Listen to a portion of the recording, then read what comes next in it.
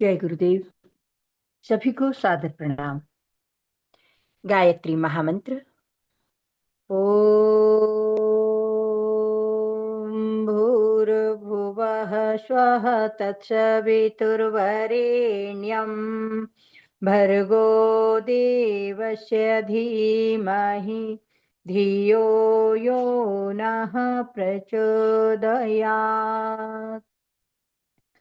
ॐ गुरुर्ब्रह्मा गुरुर्विष्णुः गुरुरेव महेश्वरः गुरुरेव परब्रह्म तस्मै श्रीगुरवे नमः। ॐ मायातु वरदे देवी अक्षरे ब्रह्मवादिनी गायत्री छन्दसां मातः ब्रह्मयोनि नमोऽस्तु ते। ओम सद्गुरुवे नमः। आज के स्वाध्याय के अंतर्गत पढ़ रहे हैं पुस्तक समग्र प्रगति सहकारिता पर निर्भर, पृष्ठ क्रमांक 30। फल अपने मित्रों को रिझाने के लिए तरह तरह के रंग रूप एवं गंधों से अपने को सुसज्जित करते हैं। कई तो चुटकीले रंगों की सज धज दिखाते हैं और कई खुशबू फुहारें उड़ाते हैं। फूलों के खिलने के अलग अलग समय निर्धारित हैं। तेज आंधी तूफान में फूल स्वयं अपने पट्ट बंद कर लेते हैं, क्योंकि वे जानते हैं कि आंधी तूफान में उनके सखा ये जंतु टिक नहीं सकेंगे। कीटों तथा पक्षियों की घ्राणेंद्रिय इतनी तीव्र होती है कि मीलों दूर से अपने पुष्प मित्रों का निमंत्रण पाकर प्रेम की डोर से खिंचे चले आते हैं। जिन पेड़ों पर कभी फूल नहीं आते, वे पक्षियों कीटों के द्वारा अवहेलना के ही पात्र होते हैं।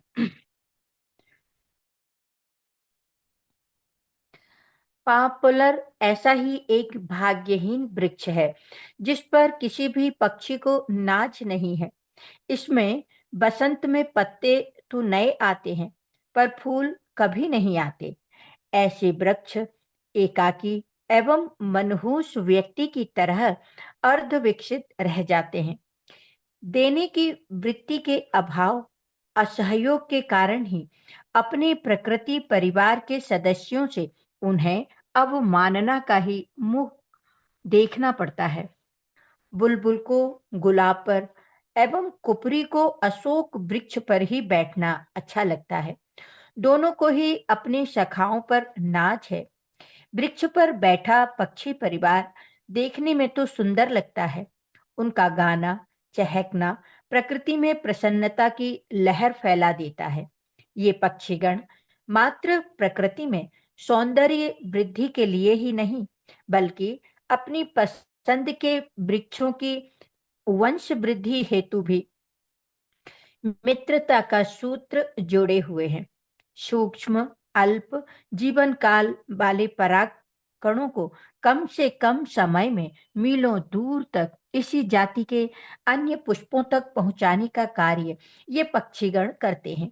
मधुमक्खियां क्रॉस पॉलिनेशन की प्रक्रिया में विशेष कार्य करती है।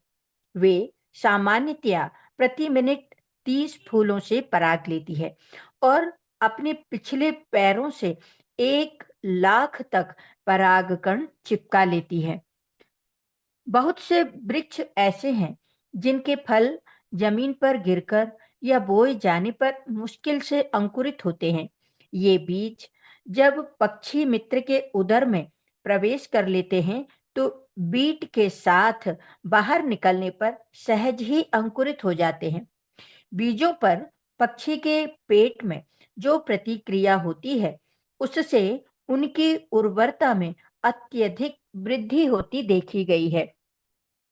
ऐसे बीजों से उत्पन्न वृक्ष पीपल, वट, नीम के रूप में कई बार ऐसे स्थानों पर पाए जाते हैं जहां उनके उगने की कोई संभावना नहीं होती।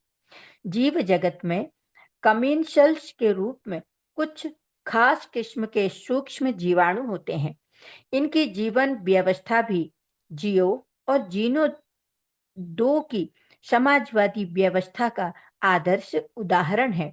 इन्हें अपने विकास के साधनों का कुछ ज्ञान नहीं होता, इसीलिए अपने आप को जीवित रखने एवं आजीविका के लिए इन्हें समाज के परिगणित पिछड़े पद दलित व्यक्तियों की तरह साधनों की आवश्यकता होती है।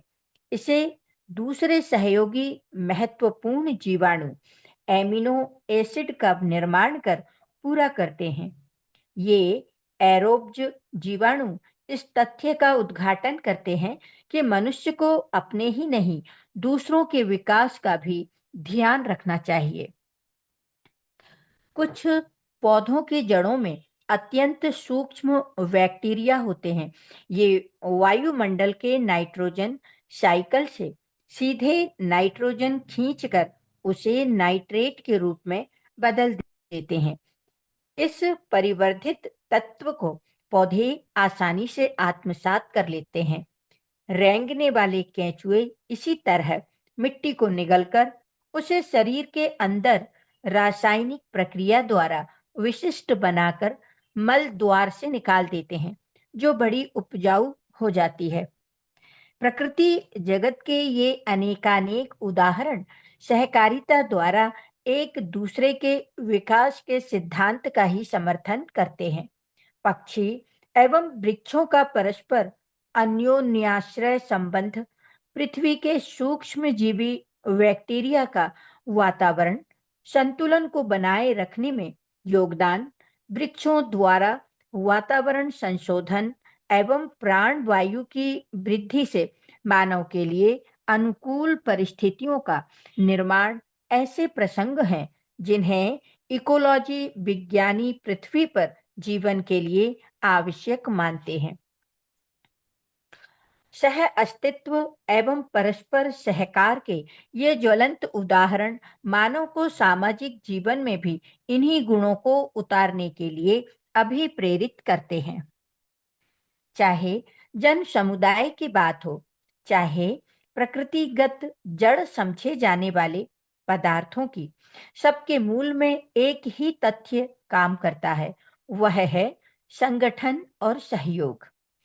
व्यक्तिगत विकास के साथ ही सामूहिक उत्कर्ष भी अनिवार्य है। इस प्रक्रिया को जितना अधिक अपनाया जा सकेगा, मनुष्य के लिए स्थायी सुख शांति, वांछनीय एवं सुखकर परिस्थितियों के आधार ढूंढे जा सकेंगे।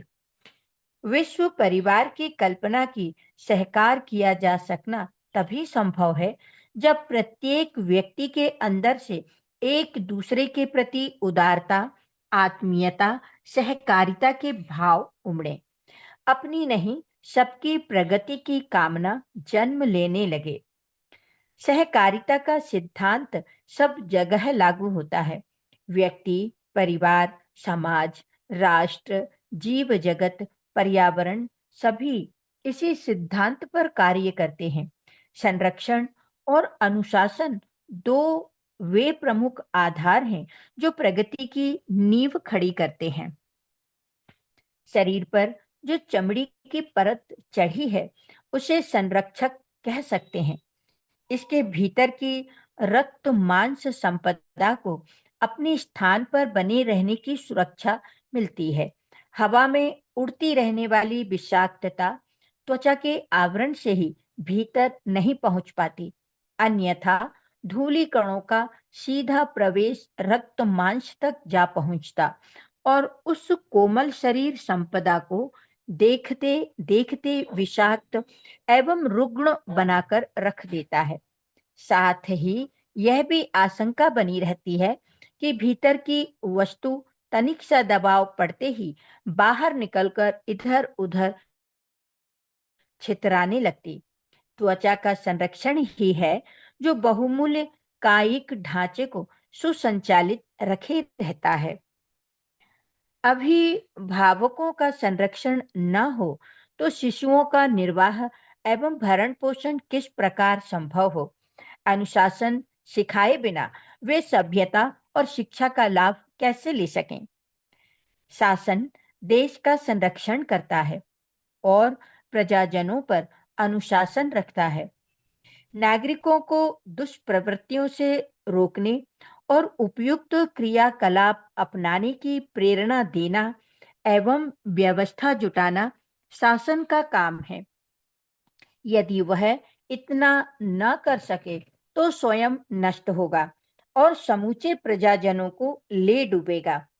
अनुशासन और संरक्षण की व्यवस्था बनी रहने से ही व्यक्ति और समाज को मर्यादा में रहने और प्रगति पथ पर अग्रसर होने का सुअवसर मिलता है। इन दो तत्वों को हटा दिया जाए तो फिर उच्छृंखलता, अव्यवस्था, विग्रह और विनाश के दृश्य ही उपस्थित होंगे। न केवल मनुष्यों पर वरन समूची सृष्टि व्यवस्था पर इन्हीं दो दबावों का आधिपत्य है। ब्रह्मांड के सभी ग्रह तारक इसी आधार पर गतिशील रहते और अपने अपने अस्तित्व की रक्षा करते हैं। इसमें तनिक भी शिथिलता आने लगे तो वे अपनी कक्षाओं से भटककर जिधर तिधर दौड़ने लगे। उन्हें परस्पर बांधे रहने वाले अनुशासन आकर्षण समाप्त हो जाएं, इस अराजकता में वे अपने अस्तित्व तक की रक्षा न कर सकेंगे। परस्पर टकराकर महाप्रलय का दृश्य उपस्थित करेंगे। ब्रह्मांड के सुसंचालन में अनेकानेक शक्तियां और व्यवस्थाएं काम करती हैं। इन सब में मूर्धन्य आधार दो ही हैं, संरक्षण और अनुशासन। इनकी स्थापना के उपरांत ही प्रगति एवं समृद्धि की अन्यान्य धाराओं का क्रियान्वित हो सकना संभव होता है। अपनी पृथ्वी को ही लें, उसकी सत्ता और व्यवस्था के कण कण में यही तथ्य दृष्टिगोचर होता है। जिधर भी दृष्टि डाली जाए उधर ही क्षण क्षण में उसी संचालन सूत्र का परिचय मिलता है। जीवधारियों को अपनी नीति मर्यादा है। जो उसे पालते हैं वे जीवित रहते और प्रगति करते हैं।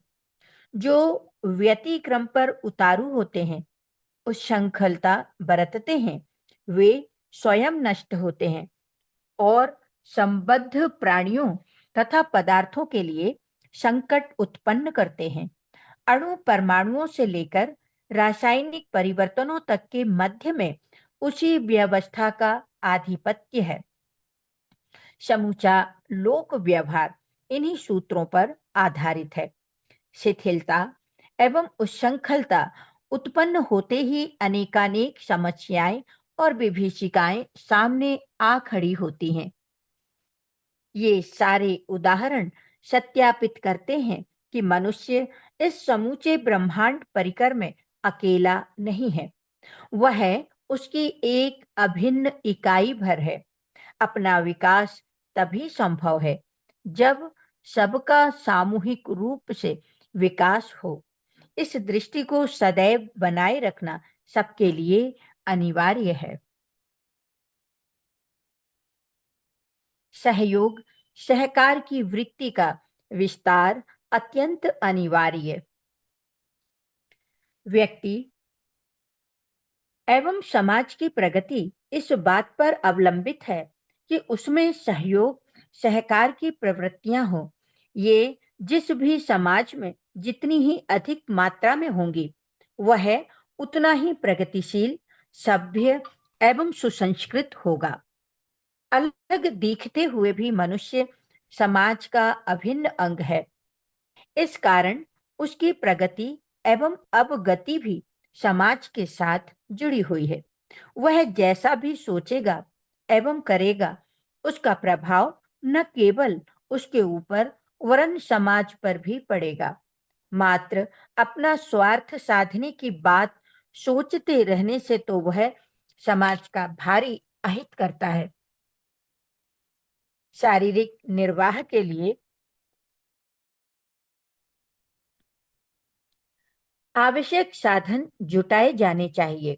व्यक्तिगत स्वार्थ की मर्यादा सीमा यहीं तक है। इससे आगे की बात सोचने से सामाजिक हितों पर अतिक्रमण होता है। ऐसी स्थिति में मनुष्य का चिंतन एवं क्रियाकलाप मानवीय परिधि से निकलकर नर पशु की श्रेणी में जा पहुंचता है। एकमात्र स्वार्थपरायण व्यक्ति अपनी आकांक्षाओं की पूर्ति के लिए ऐसे ऐसे अनुचित मार्गों का अवलंबन लेने लगता है, जिसे देख सुनकर मनुष्यता का सिर लज्जा से नीचा हो जाता है। जब उचित अनुचित का विचार छोड़कर कोई मनुष्य जैसे भी बने अपना स्वार्थ सिद्ध करने की नीति अपनाने लगता है, तब समाज की सुख शांति में आग लगने लगती है। किसी एक व्यक्ति की देखा देखी दूसरे व्यक्ति भी स्वार्थपरायण होकर उसकी अनुचित नीति का अनुसरण करने लगते हैं। धीरे धीरे स्वार्थी व्यक्तियों की संख्या बढ़ने लगती है और कोई भी सभ्य समाज असभ्यता की ओर बढ़ने लगता है। समाज में छीना झपटी, आपाधापी, छल कपट, शोषण, संघर्ष की परिस्थितियां उत्पन्न होने लगती हैं, जिसके परिणाम स्वरूप समाज विशृंखल, निर्बल और आरक्षित हो जाता है। दूसरे समुदाय ऐसे अवसर का लाभ उठाते हैं और प्रयत्न करते हैं कि उस मूर्ख समाज को अपने अधीन कर लें, उस पर अपना प्रभुत्व स्थापित कर लें। इतिहास साक्षी है कि हमारे समाज में जब जब स्वार्थपरता का घातक विष फैला, तब तब इसी प्रकार दुर्दंत देखने पड़े। स्वार्थी और दंभी लोगों ने अपनी भयंकर नीति से समाज में संघर्ष उत्पन्न किया, उसकी एकता और संगठन शक्ति को नष्ट किया। समाज निर्बल बना और उस पर आपत्तियों के पहाड़ टूटने लगे। विदेशियों ने समाज की इस निर्बलता से लाभ उठाकर ही हमारे देश को लूटा और उस पर अपनी सत्ता स्थापित की। इस दीर्घजीवी आपत्ति का कारण समाज के वे थोड़े से स्वार्थी व्यक्ति ही तो थे, जिन्हें अपने व्यक्तिगत लाभ की अंधता में ना तो देश का भविष्य दिखलाई दिया और न समाज का अमंगल। स्वार्थपरता का विष इतना भयानक होता है कि किसी भी क्षेत्र में उसका अस्तित्व संपूर्ण समाज को विषाक्त बनाकर जर्जर कर देता है। पता नहीं स्वार्थांध व्यक्ति यह क्यों नहीं सोच पाते कि जब वे अपनी अनुचित रीति से समाज को निर्बल, विशृंखल और अव्यवस्थित बना देंगे, तो उसकी सुरक्षा खतरे में पड़ जाएगी और तब उसके साथ ही उनका अस्तित्व भी सुरक्षित न रह पाएगा। कमजोर और असमर्थ समाज न अपनी ही सामूहिक रक्षा कर पाता है और न व्यक्ति की। अपने निम्न स्वार्थ के लिए समाज की इतनी बड़ी हानि करने वाले व्यक्ति को और कुछ भले ही कहा जाए, मनुष्य नहीं कहा जा सकता। स्वार्थ से प्रेरित जब किसी एक दिशा में शोषण चक्र चलता है, तब उसके कुत्सित प्रभाव से कोई भी दिशा नहीं बच पाती। बुराई एक संक्रामक रोग की तरह होती है। अंकुर पाते ही यह बरसाती वनस्पति की तरह फैलकर शीघ्र ही पूरे समाज को ग्रसित कर लिया करती है। सामूहिक भावना अथवा सामाजिक चेतना से शून्य होकर जब कोई स्वार्थी व्यक्ति किसी एक का शोषण करता है, तब वह शोषित व्यक्ति उसके बदले में अपने से कमजोर का शोषण करने लगता है और इस प्रकार यह शोषण एक सामाजिक परंपरा बन जाती है। फलतः समाज के सदस्यों के बीच परस्पर विश्वास तथा सहयोग की भावना उठ जाती है। उन्नति के इन स्तंभों के टूटते ही समाज खंडहर की तरह भर भरा कर गिर पड़ता है। उसकी बहुमूल्य विचारधाराएं, सुंदर संस्कृति और उज्जवल सभ्यता या तो नष्ट हो जाती है या संसार में उपहासास्पद बन जाती है। सामाजिक जीवन में स्वार्थ बड़ा घातक विषय। इससे सदैव ही समाज की रक्षा करते रहना चाहिए, अन्यथा वह स्वार्थी को तो मिटा ही देता है, समाज को भी कहीं का नहीं रखता। स्वार्थ के दोष से बड़े बड़े बलवानों और शक्तिमानों को धूल में मिलते देर नहीं लगी। कंस, जरासंध, हिरण्यकश्यपु, हिरण्याक्ष, नहुष, वेन आदि जाने कितने प्रतापी राजा बात की बात में नष्ट हो गए। इतना ही नहीं, स्वार्थ ने इस सीमा तक उनका पतन कर दिया कि वे मनुष्य शरीर में भी असुर और राक्षस बन गए। स्वार्थ सिद्धि के लिए ऐसे ऐसे जघन्य काम किए जिसके लिए आज तक जन भर्त्सना के पात्र बने हुए हैं। लोभ और स्वार्थ सभी पापों की जड़ मानी गई है। इसका कुचक्र जिस पर भी चलता है वह सदा के लिए मिट जाता है, फिर चाहे वह व्यक्ति हो, समाज हो अथवा राष्ट्र। जिस परमात्मा ने मनुष्य को जन्म दिया, उसी ने उसके जीवन के साधन भी संसार में उत्पन्न किए। उसका इस निर्माण में कभी भी यह अन्यायपूर्ण मंतव्य नहीं रहा है कि कुछ व्यक्ति तो साधनों को प्रचुर मात्रा में बिना किसी आवश्यकता के अपने अधिकार में कर लें और अन्य बहुसंख्यक जीवन यापन की अनिवार्य वस्तुओं से भी वंचित रहें। परमात्मा को तो अपनी सभी संतानें समान रूप से प्रिय हैं। वह क्यों न चाहेगा कि जन जन समान रूप से उसके दिए साधनों का उपभोग करे। किंतु खेद है कि समाज के स्वार्थी व्यक्ति प्रभु की इस मंगल इच्छा में भी विघ्न डालते हैं। यद्यपि वे अपने इस अपराध के लिए रोगों, दोषों, घोर संतापों, निंदा, भर्त्सना और राज नियमों द्वारा दंडित होते रहते हैं, तथापि अपनी करनी से बाज नहीं आते। स्वार्थी व्यक्ति मानवाकार में पशुवत होता है। उसका न तो कोई आदर्श होता है और न सिद्धांत। नैतिक गुणों से भी उसका जीवन शून्य होता है। जिस व्यक्ति से उसका स्वार्थ सिद्ध होने की आशा होती है, उसकी पगधूलि भी वह अपने सिर पर चढ़ा लेने में संकोच नहीं करता। फिर चाहे वह व्यक्ति कितना ही निकृष्ट तथा दुराचारी क्यों ना हो।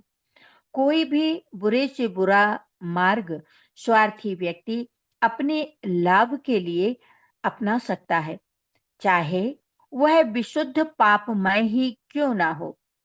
स्वार्थी में न केवल दीनता का दोष होता है, उसमें छल कपट, झूठ फरेब, मक्कारी और विश्वासघात जैसे और भी न जाने कितने दोष होते हैं। स्वार्थी व्यक्ति अपनी धर्म, देश, राष्ट्र और समाज तक को बेच डालने में संकोच नहीं करता। स्वार्थ वृत्ति एक जहरीले सांप की तरह होती है। यह जब अपना फन फैलाती है तो शत्रु मित्र का विचार किए बिना समान रूप से सबको डस लेती है। एक स्वार्थ वृत्ति से ही मनुष्य में न जाने और कितनी दूषित वृत्तियां आ जाती हैं। ईर्ष्या, द्वेष, काम, क्रोध, लोभ और मोह आदि के अनर्थकारी विकार एक स्वार्थ की ही संतति समझनी चाहिए। इतिहास के पर्यवेक्षण अवलोकन करने पर इस तथ्य की पुष्टि होती है कि व्यक्ति की संकीर्ण स्वार्थपरता समाज के अधःपतन का कारण बनी है। स्वार्थों से अभिप्रेरित व्यक्तियों ने सामाजिक भावनाओं को बुरी तरह रौंदा और वह मार्ग अपनाया जिसे अमानवीय अथवा दानवीय स्तर का कहा जा सकता है। लाभ अंततः उन्हें भी नहीं हुआ। सामाजिक प्रताड़ना एवं असंतोष को साथ लेकर मरे। स्वार्थपरता न उनके लिए लाभकारी सिद्ध हुई और ना ही समाज के लिए, जिसमें समाज का भी हित जुड़ा हो। मनुष्य को वह मार्ग अपनाना होगा। इसके लिए संकीर्ण स्वार्थों की परिधि से निकलकर सहयोग एवं सहकार की प्रवृत्ति को अपनाने से ही व्यक्ति एवं समाज दोनों की प्रगति संभव है। मानव जाति के विकास में सहयोग अथवा संघर्ष में से किसने अधिक योगदान दिया है, इसकी ढूंढ खोज करने पर निष्कर्ष सहयोग के पक्ष में ही जाते हैं। इतने पर भी संघर्ष की सर्वथा अनुपयोगिता नहीं सिद्ध की जा सकती। संघर्ष भी अपवाद के रूप में आवश्यक है, पर यह कभी-कभी चलने वाली प्रक्रिया है जो विशेष परिस्थितियों में उपयोगी एवं सहायक हो सकती है। चोर, डाकुओं, आतताइयों की दुष्टता का दमन करने में संघर्ष की नीति ही सफल होती है, पर ऐसे अवसर तो कभी-कभी आते हैं जब संघर्ष का मार्ग अपनाना आवश्यक हो जाता है। युद्धकालीन परिस्थितियां तो यदाकदा ही आती हैं। आदिम युग की पिछड़ी स्थिति से आज की सभ्य स्थिति में मानव जाति को पहुंचाने में सहयोग एवं सहकार की ही प्रमुख भूमिका रही है। जीवन संघर्षमय है। संसार में पग पग पर संघर्ष करना पड़ता है। प्रायः इस सिद्धांत को समझने में भ्रम हो जाता है। यहाँ संघर्ष का अर्थ परिस्थितियों एवं स्वयं की मनः स्थिति के संघर्ष से है, न कि व्यक्तियों के चलने वाले आपसी संघर्ष से है। अस्तु, संघर्ष को सामाजिक सुव्यवस्था एवं विनाश के अनिवार्य साधन के रूप में नहीं स्वीकार किया जा सकता। उसकी सीमित आवश्यकता एवं सीमित भूमिका होती है। कार्ल मार्क्स द्वारा प्रतिपादित साम्यवादी विचारधारा का उदय ऐसी ही आपत्तिकालीन परिस्थितियों में हुआ, जब मालिकों, पूंजीपतियों का शोषण एवं दमन का चक्र अपनी चरम सीमा पर था। ऐसे समय में विद्रोह का उठना स्वाभाविक था। समाज दो वर्गों में विभाजित था। एक शोषक पूंजीपतियों का वर्ग, जिसके हाथों में सत्ता थी, उत्पादन के साधनों पर जिसका आधिपत्य था। दूसरा वर्ग था शोषितों का, मजदूर, किसान, कर्मचारी इसी के अंतर्गत आते थे। शोषण एवं दमन की नीति के कारण दोनों वर्गों के बीच खाई बढ़ती गई। पूंजीपति और भी समृद्ध होते गए और मजदूर की श्रेणी में आने वालों की स्थिति बदतर होती गई। ऐसी ही विषम परिस्थिति में आपत्ति धर्म के रूप में साम्यवादी विचारधारा का उदय हुआ, जिसका लक्ष्य था समता के आधार पर एक ऐसे वर्गहीन समाज की रचना करना जिसमें सबको समान न्याय एवं अधिकार मिले। लक्ष्य श्रेष्ठ होते हुए भी उसकी प्रगति के लिए साम्यवाद जिस हिंसक क्रांति का वर्ग संघर्ष का समर्थन करता है, वह हर दृष्टि से अहितकर तथा मनुष्य एवं समाज के विकास में अवरोधक है। संघर्ष संघर्ष को ही जन्म देता है और इस श्रृंखला का कोई अंत नहीं होता। अतएव वर्ग संघर्ष को वर्गहीन समाज की स्थापना में एक श्रेष्ठ सिद्धांत के रूप में नहीं अपनाया जा सकता। इतिहास साक्षी है कि अपवादों को छोड़कर संघर्ष द्वारा कोई स्थायी समाधान नहीं निकला। उल्टे समाज में विघटन, विग्रह, मनोमालिन्य, ईर्ष्या एवं द्वेष का दौर चल पड़ता है। शोषण की प्रवृत्ति को जड़ से समाप्त करने के लिए आत्मनियंत्रण के वे वैचारिक आधार देने होंगे जिनसे अभिप्रेरित होकर मनुष्य स्वयं अपरिग्रह को मानवीय धर्म के रूप में अपनाने के लिए बाध्य हो जाए। यह मान्यता निराधार है कि मालिक मजदूर के बीच, पूंजीपति और कर्मचारी के बीच परस्पर सहयोग सहकार के आदान प्रदान से समस्याओं का हल नहीं निकल सकता और इस नीति में अंततः मालिक ही नफे में रहता है। वास्तविकता की खोजबीन की जाए तो निष्कर्ष यह निकलते हैं कि दोनों यदि एक दूसरे की कठिनाइयों को समझ लें एवं सच्चे हमदर्द की भांति सहयोग की नीति अपना लें तो दोनों ही लाभ में रहते हैं और समाज की सुव्यवस्था भी बनी रहती है। सर्वतोमुखी विकास का मार्ग प्रशस्त होता है। आवश्यकता इस दिशा में बस इतनी भर होती है कि दोनों ही अपने अपने दायित्वों को समझें तथा उनके निर्वाह के लिए भरपूर प्रयत्न करें। उत्पादन कार्यों का संचालन करने वाले उद्योगपतियों को उनके महान दायित्वों का बोध कराने के लिए मैनचेस्टर के उद्योगपति रॉबर्ट ओवेन का उदाहरण देना अनुपयुक्त न होगा। स्कॉटलैंड के एक कस्बे न्यू लाइनार्क में उसने एक कपास का कारखाना खरीदा। उन दिनों इंग्लैंड में कारखाने तेजी से बढ़ रहे थे। अन्य मिल मालिकों की भांति अधिक से अधिक धन संग्रह करना उनका लक्ष्य न था। मजदूरों की दयनीय स्थिति के प्रति उसके हृदय में पीड़ा थी। न्यू लाइनार्क कॉलोनी में मजदूरों के 1400 परिवार थे जो गंदी बस्तियों में रहते थे। उनके उपार्जन का अधिकांश भाग मद्यपान एवं जुआ खेलने में व्यर्थ चला जाता था। ओवेन ने कारखाने का चार्ज लेते ही यह निश्चय किया कि हमारा लक्ष्य मात्र उपार्जन नहीं है। रोग, शोक, पीड़ा एवं पतन के गर्त में पड़े, किंतु उत्पादन के मेरुदंड मजदूर वर्ग की स्थिति न सुधारी गई तो नैतिक एवं सामाजिक दृष्टि से अपराध होगा। मजदूरों का कायाकल्प करने के लिए उन्होंने एक योजना बनाई।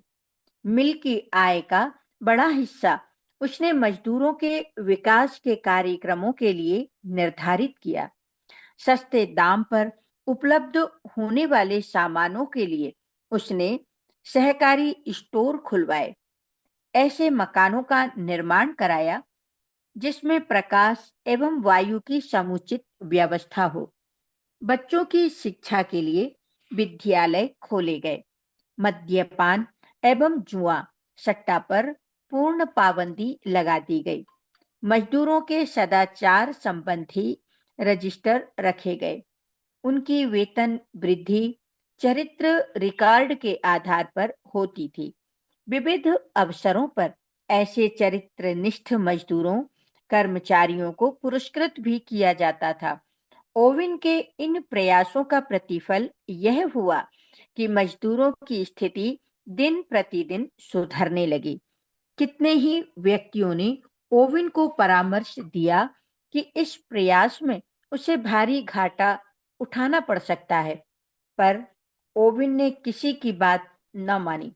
सबसे आश्चर्य की बात यह हुई कि जैसे जैसे मजदूरों की स्थिति सुधरी, उसी अनुपात में कारखाने का उत्पादन भी बढ़ता गया। अपनी चरित्र निष्ठा एवं कर्मठता के लिए कारखाने के मजदूर पूरे यूरोप में प्रख्यात हुए। समाज सुधार के कार्यों में अभिरुचि रखने वाली कितनी सामाजिक संस्थाएं न्यू लैनार्क के मजदूर दल का अवलोकन करने के लिए आती रहीं और सबने एक स्वर से ओवेन की दूरदर्शिता की प्रशंसा की। यह परंपरा सहयोग एवं सहकार की स्वर्णिम परिणति है। एक की उदारता से दूसरे वर्ग की स्थिति सुधरी।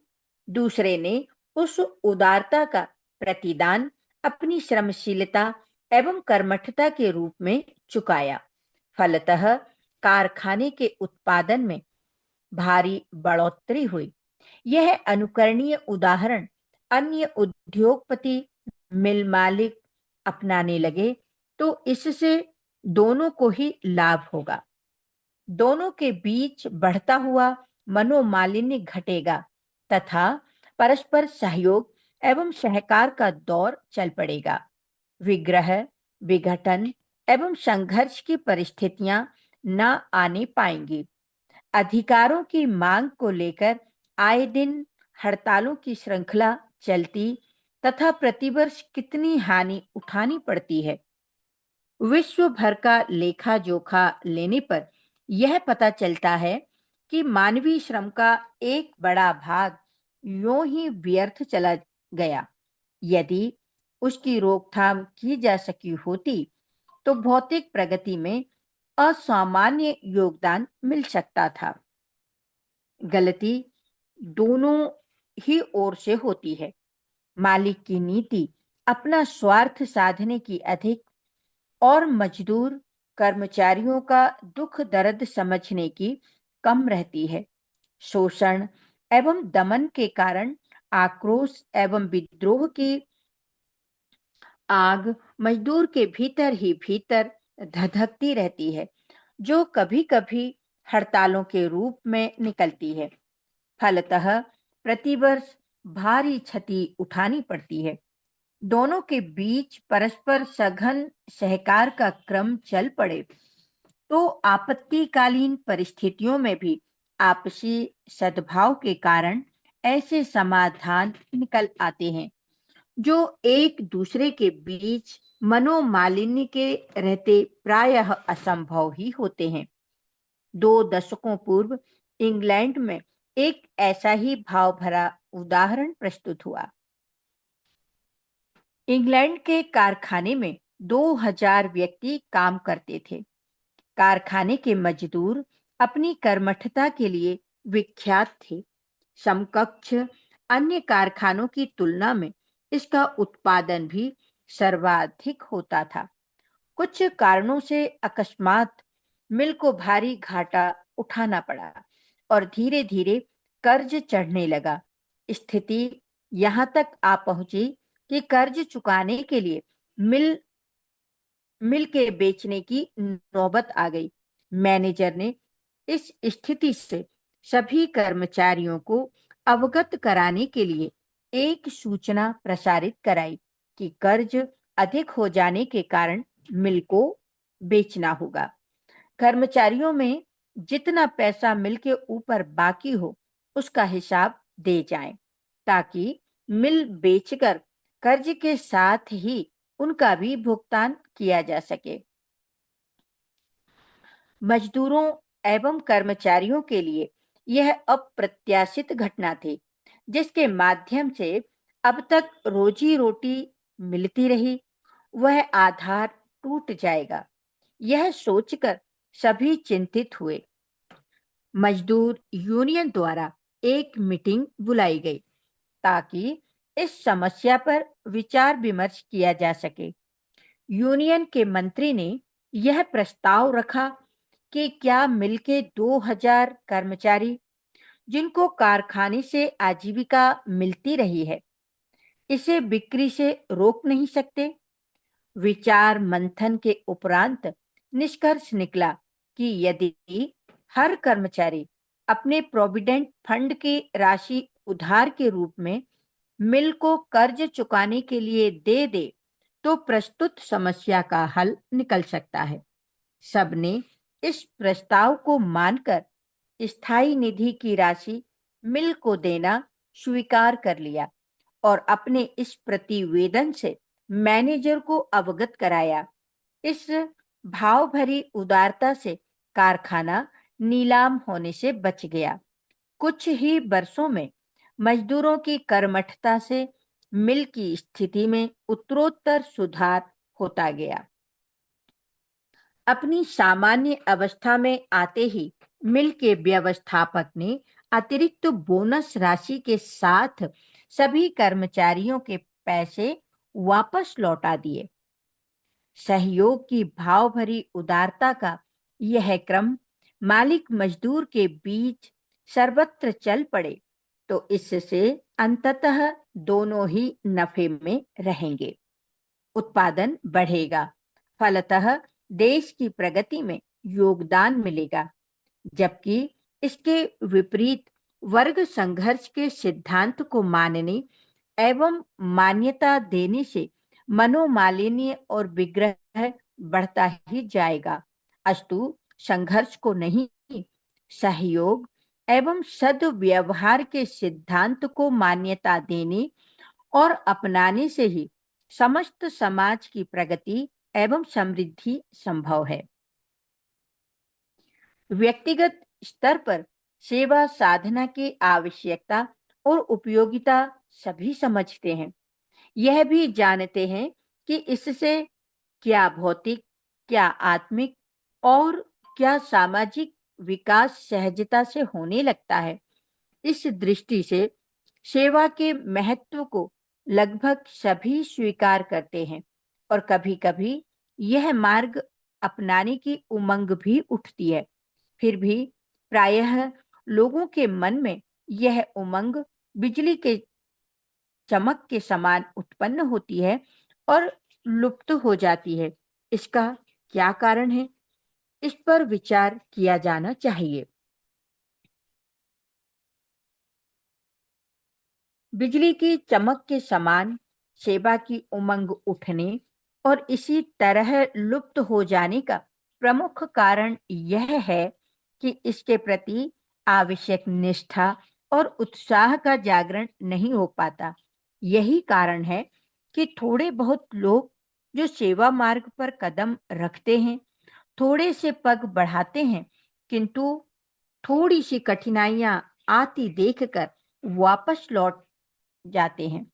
सोचने लगते हैं कि यह तो व्यर्थ का झमेला है, इसमें क्यों माथापच्ची की जाए। जिन जिनमें इससे आगे तक निष्ठा और उत्साह विद्यमान रहता है, वे थोड़ा आगे चलकर जरा सी और कठिनाइयों को देखकर चुप बैठ जाते हैं। असफलता, कठिनाइयां, बाधाएं और भी कई कारण ऐसे हो सकते हैं जिनकी वजह से सेवा पथ पर अधिक गति के साथ नहीं बढ़ा जा सकता। उनमें प्रमुख कारण यही है कि सेवा के प्रति निष्ठा नहीं होती।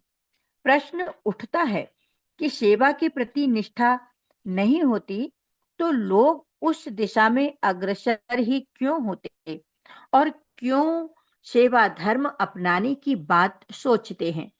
बात ठीक भी है। सवाल निष्ठा या रुचि का नहीं, निष्ठा और रुचि की प्रखरता का है। यदि सेवा धर्म के प्रति अपनी निष्ठा प्रखर हो तो हजार असफलताएं और लाख बाधाएं आने पर भी उससे विरत नहीं हुआ जा सकता। अन्यथा ऐसा कौन सा कार्य है जिसमें सदैव अनुकूल और अपेक्षित परिणाम ही प्राप्त होते हों। प्रत्येक कार्य के वही परिणाम आए जो हम चाहें, ऐसा ना तो हमेशा संभव है और ना ही कभी संभव है।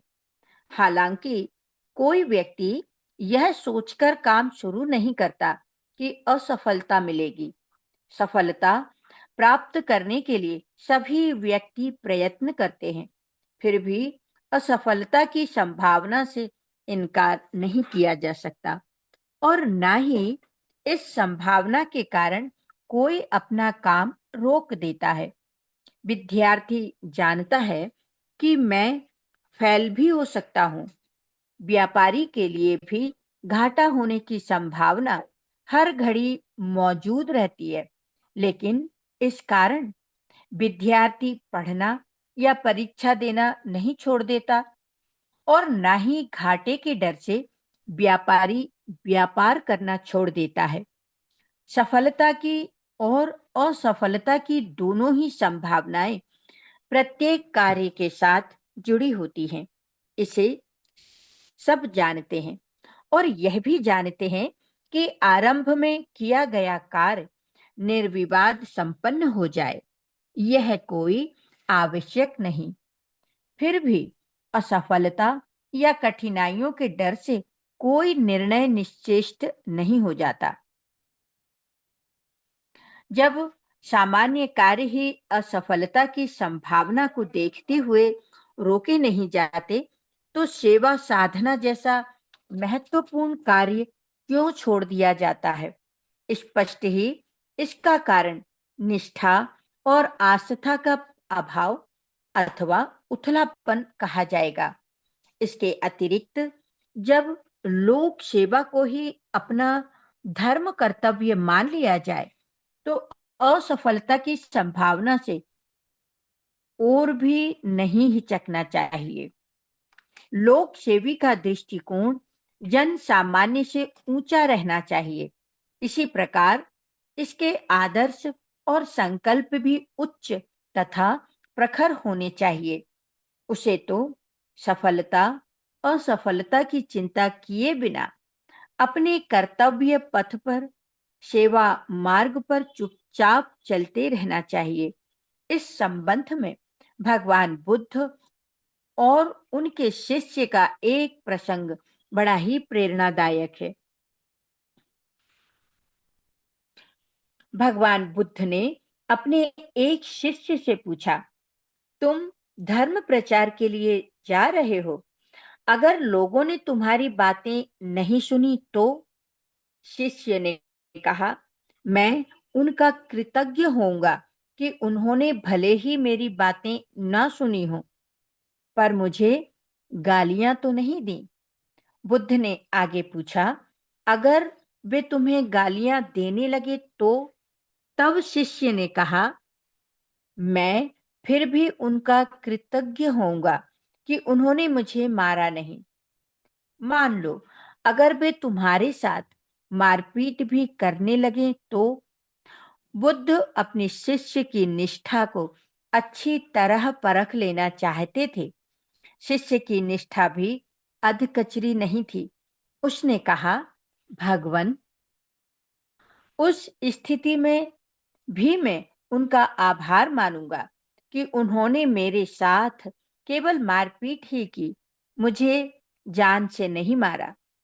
इसके बाद बुद्ध ने पूछा, और यदि जान से ही मार डालें तो?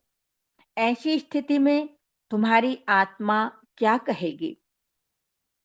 मेरी आत्मा उन्हें धन्यवाद देगी भंते, शिष्य ने कहा, क्योंकि तब भी वे मेरा उपकार ही करेंगे कि उन्होंने मुझे इस दुखमय संसार से त्राण दिला दिया। इस स्तर की निष्ठा का विकास ही सेवा धर्म को पूर्णतः अंगीकार करने में सक्षम और सफल बनाता है।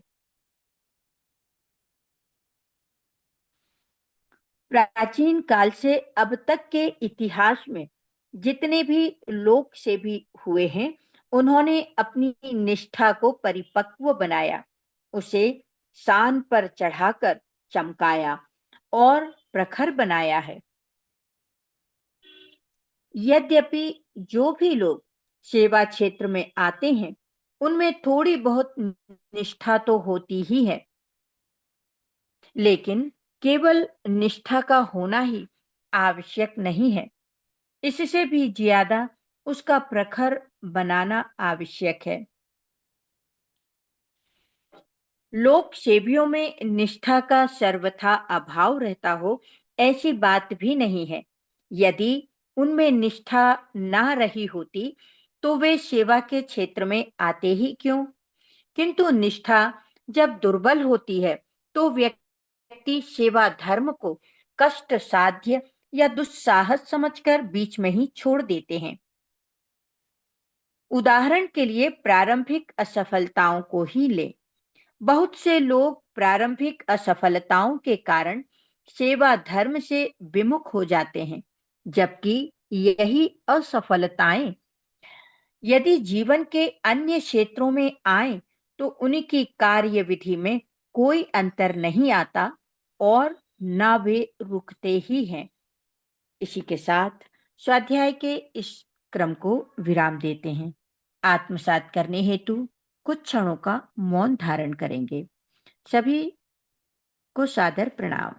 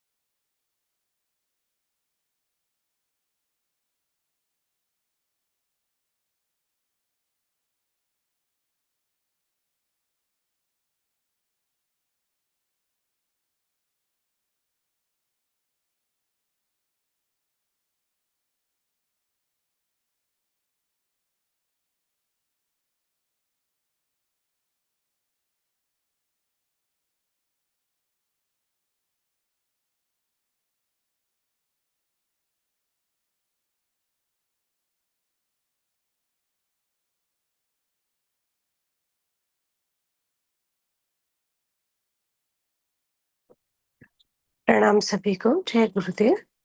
आइए पुस्तक की आहुतियों की ओर बढ़ते हैं।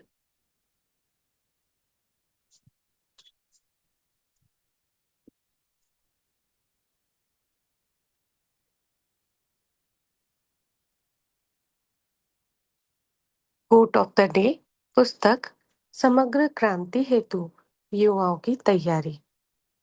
जिस युवा पीढ़ी के कंधों पर देश का भविष्य संवारने की महत्ती जिम्मेदारी है, उसकी ऊर्जा रचनात्मक कार्यों में ही लगे, विध्वंसकारी गतिविधियों में खर्च ना हो, ऐसा प्रयास होना चाहिए। Snapshot of the book. युवावस्था जीवन का वसंत काल है।